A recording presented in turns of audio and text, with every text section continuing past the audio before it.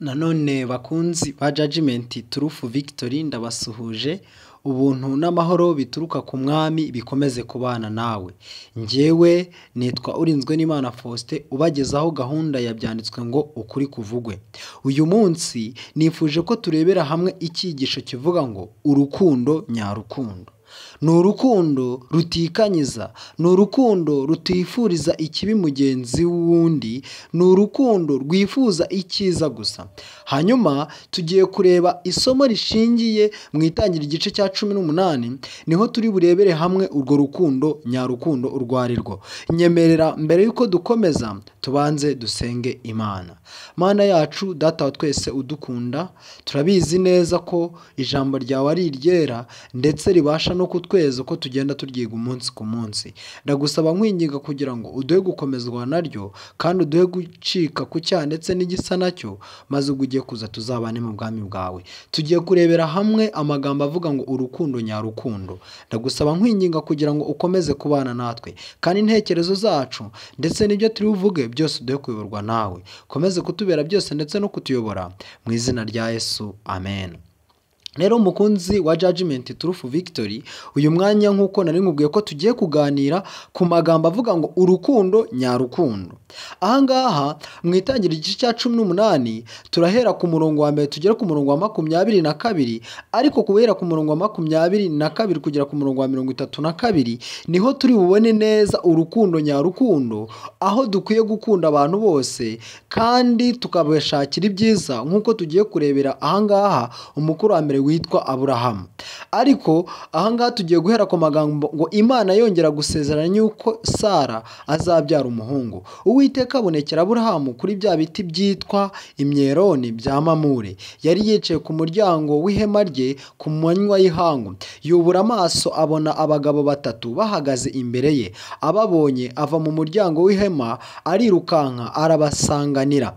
Yikubita hasi aravuga ati, Databuja, niba nkugireho umugisha, ndakwinginze we kunyura ku mugaragu wawe, ahubwo bazana utuzi mwoge ibirenge muruhukire munsi y'igiti, kandi nanjye mbazanire utwo kurya mwice isari mubone kugenda ubwo muje ku mugaragu wanyu. Baramusubiza bati, ubigenze uko uvuze. Aburahamu arihuta yinjira mu ihema, asanga Sara aramubwira ati, tunganya vuba indengo n'umucagate by'amafu meza uvugemo imitsima. Aburahamu arirukanka ajya mu busyo, azana ikimasa cyoroshye cyiza, agiha umusogosi we, arihuta aragiteka, yenda amavuta n'amata n'inyama z'icyo kimasa yatetse abishyira imbere yabo. Abahagarara iruhande munsi ya cya giti bararya.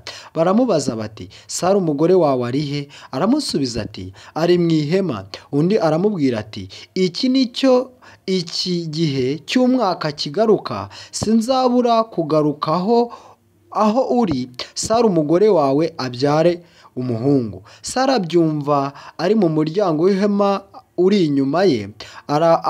Aburahamu na Sara bari bashaje, bageze mu zabukuru, kandi Sara ntiyari akijya mu mihango y'abakobwa. Sara asekera mu mutima we ati, maze gukecura nzanezerwa ntyo kandi umutware wanjye akaba ashaje? Uwiteka abaza Aburahamu ati, iki ni iki gishekeje Sara? Akibaza ati, ni ukuri koko nzabyara nkecuye? Maze abamarayika ngo, hari ikinanira Uwiteka se? Mu gihe cyashyizweho, iki gihe cy'umwaka nikigaruka nzakugarukaho, Sara abyara umuhungu. Maze Sara arahakana ati, sinsetse, kuko yatinyaga. Arasubiza ati, oya, urasetse. Imana ibwira Aburahamu ko igiye kurimbura Isodomu.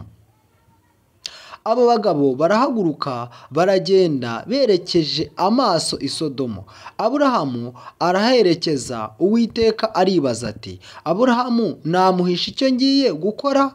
kuko Aburahamu atazabura guhinduka ubwoko bukomeye bw'umunyamaboko, kandi amahanga yose yo mu isi azaherwa umugisha muri we.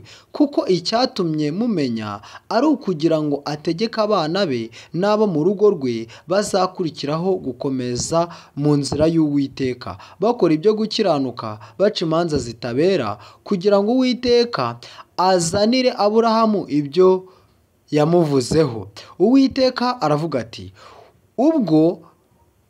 ubwo gutaka kw'abarega i Sodomu n'i Gomora ari kwinshi, ibyaha byabo bigakabya cyane, ndamanuka ndebe ko bakora ibihwanye rwose no gutaka kw'abarega kwangezeho, kandi niba atari uko bimeze ndabimenya. Abo bagabo barahindukira bavaho bagenda berekeje i Sodomu. Aburahamu ahagaze imbere y'Uwiteka. Aburahamu asabira i Sodomu.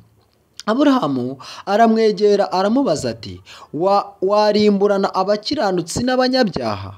Ahari muri uwo mudugudu harimo abakiranutsi 50, wabarimbura se ukanga kubareka ku bw'abo bakiranutsi 50 bahari? Ntibikaguturukaho kugira utyo kurimburana abakiranutsi n'abanyabyaha, abakiranutsi bagohana n'abanyabyaha. Kirazira, umucamanza w'abari mu isi bose ntiyakora ibyo kutabera.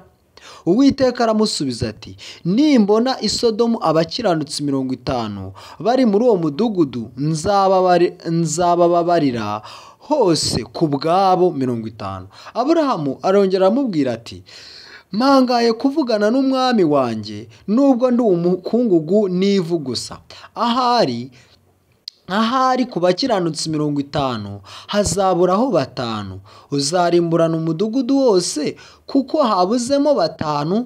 Aramusubiza ati, sinzawurimbura nimbonamo 45.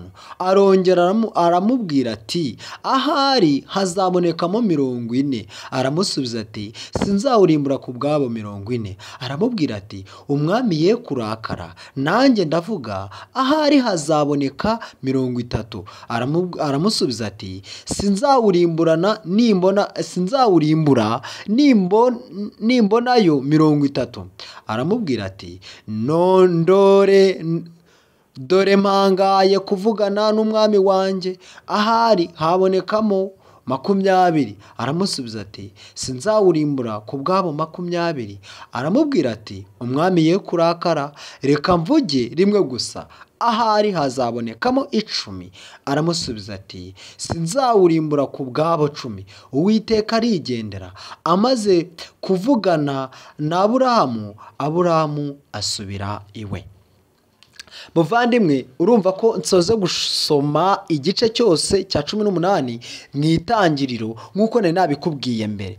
Ahangaha turi kubonamo ingingo nyinshi zitandukanye. Turi kubona Imana yongera gusezeranira Aburahamu isezerano ry'uburyo Sara azabyara umwana w'umuhungu. Ariko turabona neza yuko Aburahamu ndetse na Sara batangaye, bavuze, ni gute tuzabyara tugeze mu myaka 90? Njyewe ndashaje. Niko twabonye ku murongo waho wa 10 kugera ku murongo wa 13, twabonye yuko Sara yavuze ati, njye ndashaje, ntago bishoboka. Ndetse banatubwiye yuko ngo Sara ntiyari akijya mu mihango y'abakobwa. Bivuze ngo Imana yakoze igitangaza, Sara abasha kubyara Isaka, ndetse twabonye ko iryo zina risobanuye useka. Ariko se muri iki gihe ndagira ngo turebe, hari igihe abantu bagerageza Imana. Muri iki gihe abana b'abakobwa ndetse n'abantu bakuru barifata bakajya kwifungisha cyangwa bakanywa ibinini ngo bituma batabyara, nyamara batarabona n'urubyaro. Noneho bageze igihe cyo gushaka kubyara, urubyaro bakarubura, hanyuma bakavuga ati, Mana dutabare. Ese Imana yakora iki aho ngaho? Waboneje urubyaro utaragira urubyaro, none Imana yagukorera iki? Hari n'abakuramo umura babizi neza kugira ngo batabyara, hanyuma ya mihango yabo y'abakobwa ikabura neza, maze bakazifuza kubyara rukabura, maze bagasenga Imana ngo ibahe urubyaro. None Imana yahera hehe? Muvandimwe, nimo ndagira ngo nanone ubanze urebe imibereho yawe, ibyo ukora byose niba bihamanya koko n'iki Imana yavuze. Hanyuma ikindi, nimba ndagira ngo twihute tugere ku aho Imana yamenyesheje Aburahamu kurimbuka kwa Sodomu. Ariko Aburahamu yasenze isengesho rikomeye cyane ari kubwira Uwiteka. Aribyo nibaza uyu munsi, cyangwa nibaza nawe ushobora kwibaza niba koko ushobora kuba nka Aburahamu. Ahangaha turi kubona Aburahamu ari gusabira ishyanga ry'Isodomu n'i Gomora, ari gusabira bari abantu bari batuye kiriya gihugu, ari kubasabira ati Mana, habonetsemo abantu 50, ese uwo mudugudu wawurimbura? Imana iramubwira ati ku bwabo 50 sinabarimbura. None se havuyeho 5, Imana iramubwira ati ku bwabo 45 sinaharimbura. Arongera avuga ati havuyeho abandi 5 kuri 40 nabwo sinaharimbura. Aragera kuri 30 nabwo Imana iramubwira ati sinaharimbura. Imana iragenda, Aburahamu agenda agerageza Imana asabira abo bantu kugeza ubwo yageze ku bantu 10. Ndetse abamarayika nk'uko bagiye tuzabibona neza ku murongo mu gice cya 19 uburyo Loti yabashe kuvanwa muri uriya murwa. Kandi ntabwo Aburahamu yasabiraga Loti wenyine. Loti yakagombye kuba yarasabiraga yenda Loti, agasabira na muka Loti, agasabira n'abana be baba Loti. Ariko Aburahamu ntabwo yigeze akora iryo kosa, ahubwo yasabiye abantu bose. Murumva neza yuko Aburahamu yari afite urukundo, kuko yari akwiriye kuragwa iby'abakiranutsi. Yari akwiriye isezerano Imana yari yaramuhaye ryagombaga rwose gusora binyuze muri we. None se muvandimwe, nawe koko ushobora kuba ufite urukundo nk'urwo Aburahamu yari afite? Birakomeye cyane. Ariko Uwiteka aravuga ati mugire wa mutima wari muri Kristo Yesu. Uyu mwanya reka nkwifurize kugira amahoro n'ubuntu bw'Imana, kandi uru rukundo rwari ruri muri Aburahamu nawe ukunde bene so bari kuzimira mu byaha. Maze ubwo tuzareba ku munsi w'ejo, ubwo tuzareba uburyo Sodomu yarimbutse, ariko bivuze ngo abakiranutsi rwose, abakiranutsi 10 Aburahamu yaragezeho, ntabo bamarayika bigeze babonayo. Rero wisuzume urebe muri iki gice cya 18 mu itangiriro, Uwiteka arushaho kutugira neza kandi aduha urukundo nyarwo nk'urwo Aburahamu yari afite, nk'urwo Kristo yari afite, abashe kurushyira mu mitima yacu. Nibyo nagusabira nanjye nisabira mu izina rya Yesu. Dusenge.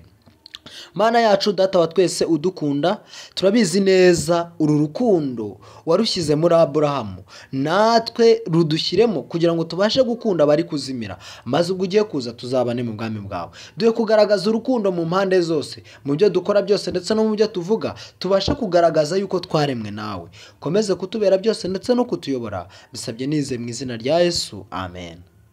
Mukunzi wa Judgment Truth Victory, ndanezerewe cyane nanone, kandi nkomeje kukwifuriza umunsi mwiza ndetse na Pasika nziza, kugira ngo Uwiteka akomeze kukubera byose. Nkorarikira no kugira ngo ukore subscribe ndetse na share ku bantu bagiye batandukanye, kugira ngo turusheho gusangira ibyanditswe byera nk'uko nkunda kugira ngo byanditswe ngo ukuri kuvugwe.